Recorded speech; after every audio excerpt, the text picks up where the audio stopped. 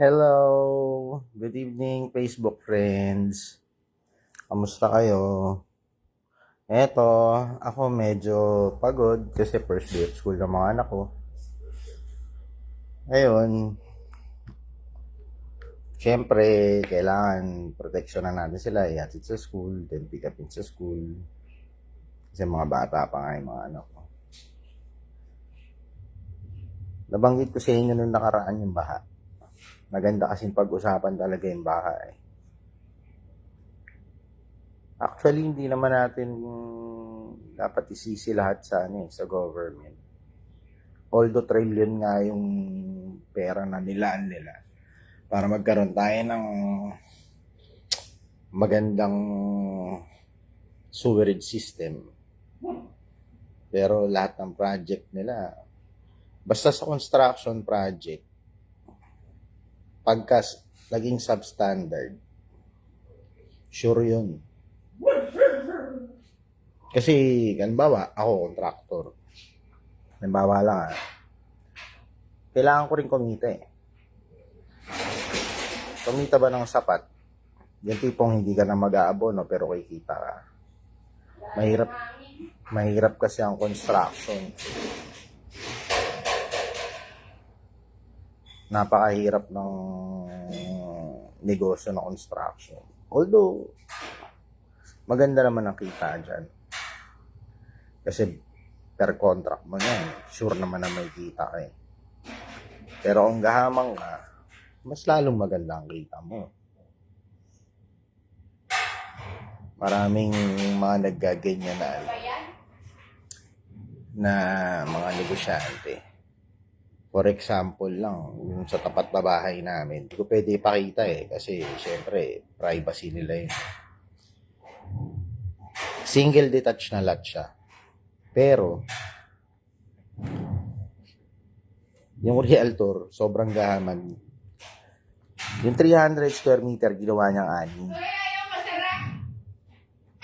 6. Ginawa niyang 6. Ginawa niyang 6 yun. So, 300 divided by 6, more or less, 50 square meter.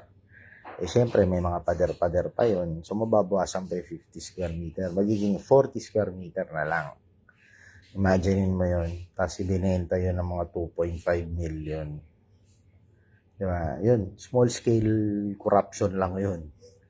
Pero nakakapagtaka doon, nakapasa siya sa LGU. Ayun. Kaya ngayon, sila yung nagiging problema sa parking. Diba? Kasi yung mga bahay nila, walang parking space.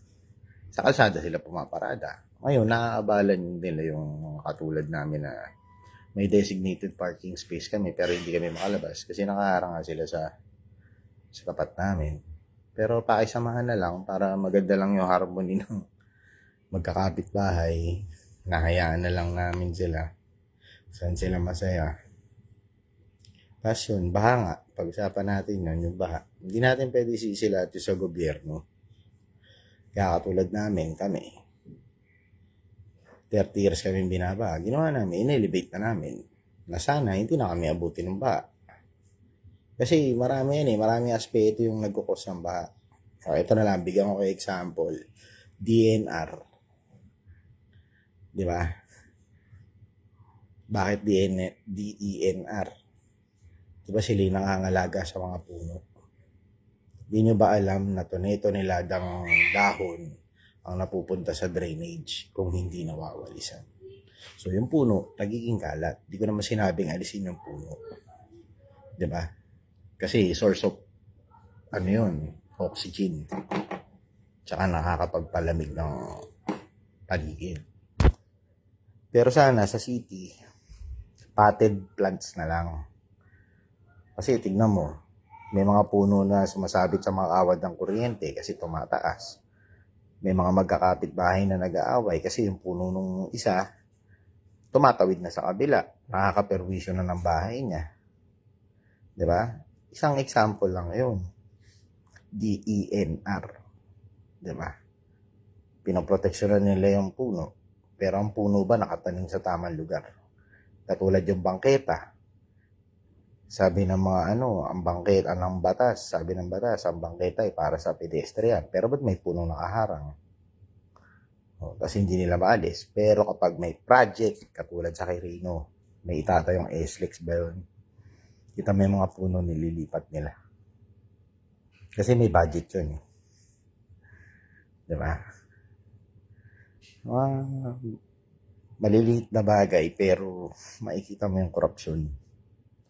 Diba? Kasi ganito yan. Halimbawa may puno ka. Dapat responsable ka sa puno mo. Naglagay ka ng puno sa bahay mo eh. Dapat responsable ka dyan. Mapalabas, mapaloob ng. Basta't nasa vicinity ng property mo, dapat responsable ka dyan. Kasi ikaw ang direct na nagbe-benefit dyan. Sa bunga niyan, sa shade niyan, sa kung ano pa man. Dapat ikaw. Kaso, mahangin, nililipad. Yung mga dahon na pupunta sa mga kapitbahay mo, di nakakaperwisyo ka. Diba? Pero, wala eh. Wala kang magagawa. Kailangan tapat ko, linis ko. Pero yung basura, hindi galing sa akin. Gets mo? Gets nyo? Gets nila? Yun yung nagkukos ng baha. Wala pa din yung excuse. Wala pa din yung mga bagay na katulad ng plastic, mga basura na tinatapon na lang sa sahig. Nakakala mo ang hahaba ng extension ng mga bahay nila na hanggang kapitbahay nila kanila. Di ba? Diba? Bibili ka sa tindahan. Tapos tatapon mo na lang yung balat na pinaganuhan mo. Cost ng bahay yun. Di ba? Sisi tayo na sisi sa gobyerno. Simulan natin sisihin yung sarili natin. Bago natin sisihin yung gobyerno.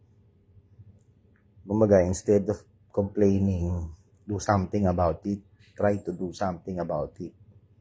Patulad yan, tataas-taas ang gasolina, tataas-taas ang kuryente, o hindi nagpa-solar. Di ba? Kaysa magreklamo ka, gawa mo ng paraan. Gawa mo ng solusyon. O ayan, bumaha. Tinaas namin. Diba? Kasi kung magko-complain ka, kumbaga, you wanna make a change. Pero it is very impossible kung mag-isa ka lang.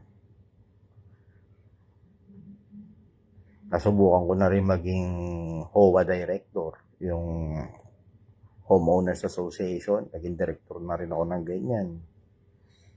Kahit gusto mong baguhin yung sistema, kung may mga kasama ka na ayaw, kasi nga everybody wants to rule the world, you will never make a change. Yun ang tatandaan mo. You can never make a change. Ako naman kasi, kumbaga, sana lang dumating yung panahon na mapakinabangan ng mga kabataan. Siyempre, may anak na ako eh. Gusto ko ma-reap nila yung benefits ng ginhawa sa buhay dahil sa gobyerno. Hindi yung dusa sa buhay dahil sa gobyerno. Gets nyo? Kailan kaya natin maasam yun? Tapos makikita natin na wala ng Pilipino nang ibang bansa. Hindi na nila isasakripisyong iwanan pa yung mga pamilya nila. Di ba? Parang ang ganda. Ang ganda lang isipin. Pero mahirap akutin. Maganda lang siyang pangarapin. Ako kasi kung ano-ano pangarap ko eh. Sa sobrang dami, walang natutupad. Hindi, joke lang.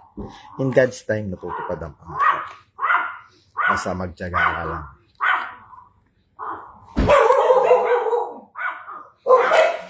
Yun lang. Wala kasi magawa eh. Ayan na naman yung mga alaga ko. Makakahol na naman sila kasi alam mo na yun. Alam niyo naman yung mga aso. Malalakas ang senses niyan. So yun nga. Pagdating sa baha, wag natin isisi sa kung sinong pwede natin sisihin. Simulan natin sa sarili natin. Ako dati, para lang makaiwas sa baha, simpleng-simple. Winalis ko yung buong street namin. For 10 years siguro, 10 years kong ginawa yun. Pag wala akong ginagawa, wawalis ako morning, tapos afternoon. Para na sa ganun, makatulong sa community na makaiwas sa baha. Kasi ako parang napapansin ko, observation lang. The more na mabilis makaalis sa vicinity nyo yung tubig ulan, hindi kayo babain, hindi makukulong yung tubig. Pero kung barado yung mga drainage nyo dahil nga sa mga dahon, basura, kapabayaan, yun. Yung ibang tao kasi inaasa sa LGU, sa mga street sweeper, sa tupad. Dapat change starts from us. Yun. Nahihawa naman ng Diyos. Kahit pa paano, nakikita ko naman sa lugar namin. Pero sana, may gawin yung mga DNR sa mga puno. Sana magkaroon ng batas na hanggang 10 feet lang yung mga halaman. Lalo na kung personally owned nyo. Tapos, nasa vicinity nyo. Dapat hanggang 10 feet lang. Kasi mga kawad ng kuryente, 10 feet yan eh. Oh. Pag bumabagyo, kung may puno na dyan, katulad dyan, nawala yung sa internet namin kasi nga, mahangin, maulan, makulimlim. May kapitbahay namin, may puno. Tapos napapatungan yung mga kable, so naputol yung cable namin. Pero, wala ganun talaga eh.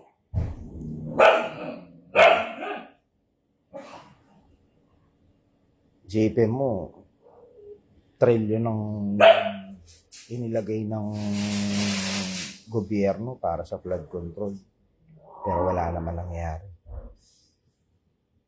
Diba? Patulad sa amin, tinaas yung kalsada, nag-adjust din yung baha. Ang hindi kasi nila naiintindihan sa tubig baha, water 6 its own level. Hindi mo yan pwedeng ikulong, hindi mo yan pwedeng iano. Ang tubig nga sa swimming pool, pwedeng umapaw.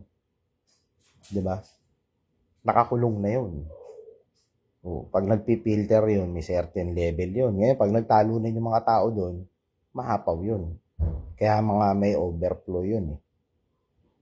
Yung overflow nun, pagka dumami yung tao na nagsiswimming sa swimming pool, syempre, yung level ng tubig tataas.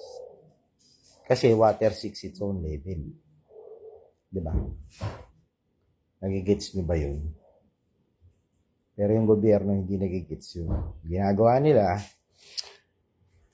Ang ginagawa nila, yung natutunan nila sa science, na yung erosion, di ba? Erosion, nagtatravel yung mga soil dahil sa hangin.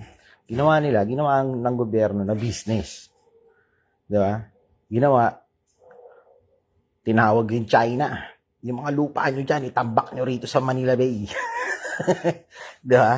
Yun naman, science pa rin yun. Yung solid or yung liquid, gagawin mo solid. Di ba? Gagawin mo kalupaan yun ng katubigan. Yung anyon tubig, gagawin mo anyon lupa. Di ba? Very good talaga eh. O ngayon, yung tubig na tinambakan mo, sa tingin mo, saan pupunta yun? Di ba? Develop eh. Kaya nga minsan gusto ko na maniwala eh. Yung mga tao, yun yung virus. Diba? Ano ba ugali ng virus? Diba? Ang ugali ng virus, infect. Invade. Diba? Then populate. Ganun. Wala nang maibentang property na talagang kalupaan. Ang gagawin yun, tubig, tatambakan para maging tawag nito, para maging lupa rin yung tubig, makapagtayo sila. Pag lumindol, problema yun, babagsak yun. Kumbaga, pag ang nature pinakialaman mo, pag yan ang bumawi, be sure na kaya mo. Be sure na kaya mong papatan. Ano ka ba? Tao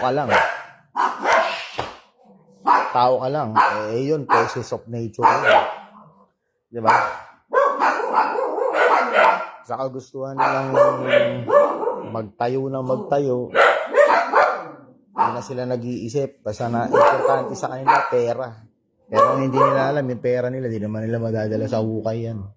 Oo, may pamamana mo. Pero mapapakinabangan mo yan hanggang sa isang lifetime lang. Hindi mo na mapapakinabangan hanggang ano. May mga tao na ako nakita na umabot ng higit sa 100 taon. Iba na yung dasal nila. Kung tayo, pahabain ang buhay, sila kunin na. Kung umabot na ng 100 ang buhay nila. Kasi pagod na sila mabuhay. Isipin mo, 100 years old na, naka-wheelchair. May mga aparato na sa paligid nila. Di ba? Kaya nga sabi nila, live your life to the fullest. Kasi isang lifetime lang. Hindi maraming lifetime. Isang lifetime lang. Yun. Wala, napansin ko lang kasi makulimlim na naman kanina yung langit. Kaya naalala ko, sabi ko sa inyo, iba yung baha. Pag-usapan natin sa ibang panahon yung baha. Yun, sana may natutunan kayo. Kahit na kung ano lang, yun. Sisi tayo ng sisi sa gobyerno, pero tayo naman yung may kasalanan. Shopee pa more. Kumbaga, online buying pa more. Kasi, base sa statistics ng gobyerno, yung mga bubble wrap na hindi na re-recycle, ang pinaka number 1 na top basura ngayon.